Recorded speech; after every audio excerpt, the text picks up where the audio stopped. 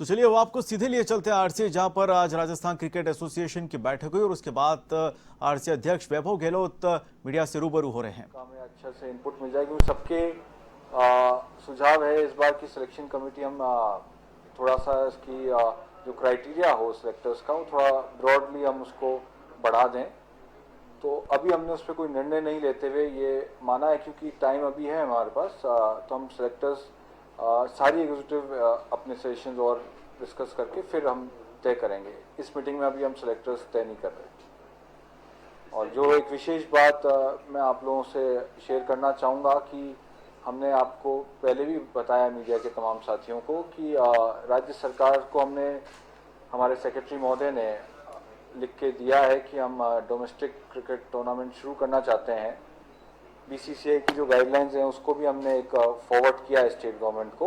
अभी तक हमें मंजूरी नहीं मिली है, मगर अगर मंजूरी मिलती है तो हम अक्टूबर एंड तक, जैसा कि हम उम्मीद कर रहे हैं कि शायद राज्य सरकार और भी कई सेक्टर्स जिस तरह से खोल दिए हैं, आने वाले समय में भी स्पोर्ट्स को बढ़ावा देने के लिए राज्य सरकार, मुझे पूरी उम्मीद है कि अक्टूबर एंड में हमें डोमेस्टिक क्रिकेट का जो शेड्यूल आएगा बीसीसीआई की गाइडलाइंस के अनुरूप, उसमें हमें जरूर सहमति मिल सकती है।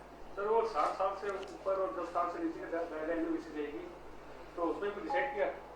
वो गाइडलाइंस वो हमने राज्य सरकार को भेजी है, पर जैसे भी जो तय होगा मैं जरूर आपको बताऊंगा। सर स्टेडियम के बारे में क्या हुआ? स्टेडियम के बारे में मैंने आपसे बताया कि अभी हमें जेडीए की लेटर का इंतज़ार है, ताकि क्योंकि एम्पावरमेंट कमेटी ने जो हमको अप्रूवल दे दिया है वो लेटर उन्होंने जेडीए को भेजा है। जेडीए से जैसे ही अप्रूवल हमारे पास आएगा और हम उसमें फर्स्ट इंस्टॉलमेंट जमा करने से ही हमको लैंड का पोजीशन मिल जाएगा। हम उसका वेट कर रहे हैं। अभी ball is in the court of JDA, हम जेडीए का वेट कर रहे हैं। सॉरी, किस महीने हो जाएगा? हमने इनफॉर्मली वापस हमारे एडवाइजर साहब संधू साहब ने जेडीए में इनफॉर्मली वापस बात की है कि लेटर का क्या स्टेटस है।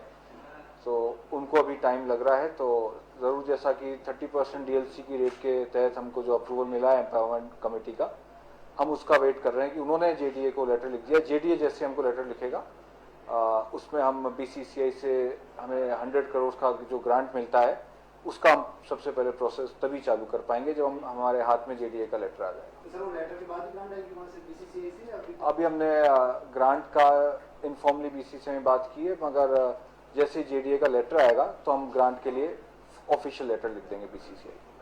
सर इंडोर बॉल जो है क्रिकेट का प्रैक्टिस एरिना जो है वो मतलब बारिश का सीजन चल रहा है, जब हम कुछ हमारे नेशनल प्लेयर हैं तो चाहते हैं कि इंडोर में इस समय हम थोड़ी प्रैक्टिस का टाइम मिल जाए 2 घंटे का, तो वो खोल दिया जाए। यहाँ लोगों को सुना है कि बैडमिंटन तो लोग खेल रहे हैं लेकिन क्रिकेट खेलने के लिए उनको अलाउ नहीं कर रहे हैं जो नेशनल प्लेयर है हमारे। दूसरा एक चीज़ और है कि जैसे आपका जिम है, जिम में बाहर के आईएएस वगैरह आके और ब्यूरोक्रेट्स आके प्रैक्टिस करते हैं, लेकिन क्रिकेटर के लिए जिम नहीं खुला। ये 2 चीज़ें मैं थोड़ा आपसे जानना चाह रहा हूँ। अच्छा है आपने क्वेश्चन किया। मैं इस बारे में मेरे भी नज़र में चीज़ आई थी जिम वाली भी, और मैं खुद भी चाह रहा हूँ कि यहाँ प्रॉपर गाइडलाइन बने। मैंने एग्जीक्यूटिव में पहले भी इन्फॉर्मली कहा था कि हमें जिम में एक प्रॉपर सिस्टम बना दें हम, ताकि किसकी परमिशन किसके द्वारा हुई है उसको देखते हुए मैंने खुद भी इस बारे में बात की। और जो आप इंडोर क्रिकेट की बात करेंगे बैडमिंटन का, तो वहाँ पे कोर्ट वो नेट लगा रखा है और जिस तरीके से हुई है, मैं इस बारे में आपको वापस ज़रूर बताऊंगा। इसको हम और मैं इसको चालू करवाऊंगा कि अगर हम इंडोर उसमें चालू कर सकें बारिश के दिनों में तो ज़्यादा अच्छा होगा। आपका सजेशन अच्छा है, मैं बात जरूर करूंगा। मीडिया को आने के लिए अंदर बैन क्यों किए गए हैं इस एकेडमी में? अगर कोई आता है मान लो कैंटीन में आके चाय पीता है या किसी से बात करता है, किसने बैन किया है? तो वहाँ आने नहीं देते हैं, कहते हैं अलाउ नहीं है मीडिया। मैं खुद आया था, मेरे को मना किया गया। नहीं, ऐसा कोई मीडिया को किसी का बयान ऐसा नहीं है। अनऑथराइज कोई ऐसा आ रहा हो उसके लिए बात हुई होगी, बाकी मीडिया कब हुआ ऐसा? करीब 15 दिन पहले मैं आया था, उसने मना कर दिया कि नहीं आप ऊपर नहीं जा सकते, बल्कि महेंद्र जी से बात करके फिर मैं आया अंदर, कहते नहीं अलाउ नहीं है आपको। नहीं, बिल्कुल भी ऐसा नहीं है, बिल्कुल भी ऐसा नहीं है। मैंने कहा ऐसा कोई गैग ऑर्डर निकाला है कुछ? जी बिल्कुल भी नहीं, बल्कि हम तो चाहते हैं उस सिस्टम को भी हम स्क्रूटनाइज करके प्रॉपर चैनल के थ्रू सारा सिस्टम हो, तो वो भी हम चाह रहे थे कि वैसा हो। बाकी ऐसा किसी का बैन नहीं।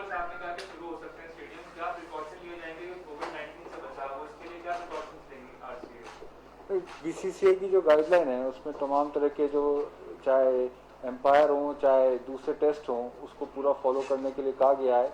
मेडिकल टीम के लिए बोला गया है कि जो फिक्स रहेगी, ऐसे तमाम गाइडलाइंस जो होंगी उनको फॉलो किया जाएगा। सर डोमेस्टिक के लिए भी क्या कोई स्पॉन्सर वगैरह आप देख रहे हैं क्या? क्योंकि अभी बीसीसीआई से पैसा नहीं आ रहा है, डोमेस्टिक आप कराने की प्लानिंग कर रहे हैं, तो क्या कोई नहीं, अभी हम कोई स्पॉन्सर्स का नहीं देख रहे। And the stadium that you're planning to build, will international matches also be held in that stadium? I mean, or is it only for domestic matches? No, for the new stadium you asking? Yeah, definitely it will be a stadium with 100 acres of land, so definitely it will be with international standards, with international So what matches. kind of a timeline are you looking at? By what time will you? First phase we are looking at, but as you know, first we should get a final approval from the JDAC, so then we can have a time frame decided. And once the first initial grant of 100 crores, the time we get, then we can decide the time frame. Thank sir you. इसका अभी जो meeting हुई थी उसमें मुख्य मुद्दा क्या रहा? मतलब अभी जो मीटिंग हुई थी उसका क्या, अभी जो आपकी मीटिंग थी अंदर जी, इसके अंदर वो मुख्य मुद्दा क्या था?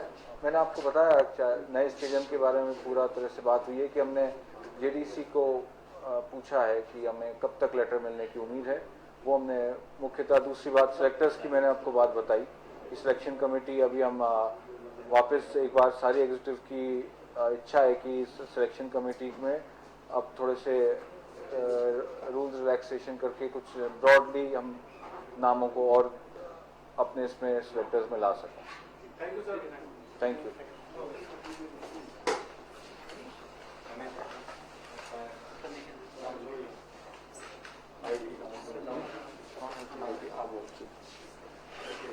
Thank you very much. तो यहाँ पर आरसी अध्यक्ष वैभव गहलोत मीडिया से वे रूबरू हुए और खासतौर से जो बैठक में जो चर्चा हुई वो नए स्टेडियम को लेकर हुई है। नए स्टेडियम जो कि प्रस्तावित है जयपुर में, उसको लेकर यहाँ पर चर्चा की गई है।